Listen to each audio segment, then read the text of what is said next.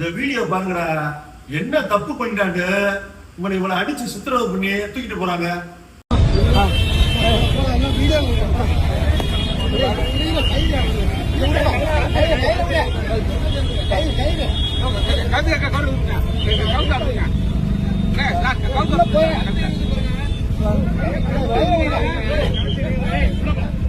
பிரச்சனை முடிஞ்சு 4 நாள் ஆயிடுச்சு.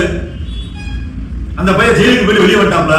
இன்னும் கமெண்ட்ஸ்ல பாத்தீங்கன்னா அவன் அந்த ஜாதியை சேர்ந்தவன், அந்த மதத்தை சார்ந்தவன், அதனால அந்த போராட்டத்துல வந்து பிரச்சனை பண்ணிட்டு. அந்த பையன் வயசுக்கு என்ன ஜாதி என்ன மதம் பாத்தாட பழகுவான்.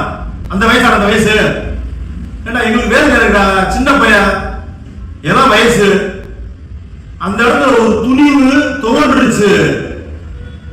தவற தட்டி கேட்கிற தைரியம் தோத்து போச்சு. ஒரு வீரர் விழுந்துருச்சு. அதை பத்தி பேசுறதுக்கு எவ்வளவு வாய் வரல. என்ன பிரச்சனைங்க ரோட்ல வந்து உட்கார்ந்தீங்க, மறியல் பண்ணீங்க. உங்க தனிப்பட்ட பிரச்சனைக்காக பொதுமக்கள் இடையூறு பண்ணா கேட்காம செய்வாங்க. அத்தனை பேர் சுத்தி இருக்கும். அந்த பேர் கேட்ட சந்தோஷப்படாம கமெண்ட்ஸ் அவட வேற எதனால பேசி மனமாத்தி விடுறீங்க. இன்னைக்கு வெளியே வந்த பையன் ஒரு பேட்டி கூட கொடுக்கலடா, பயமுறுத்தி விட்டுருக்கீங்க.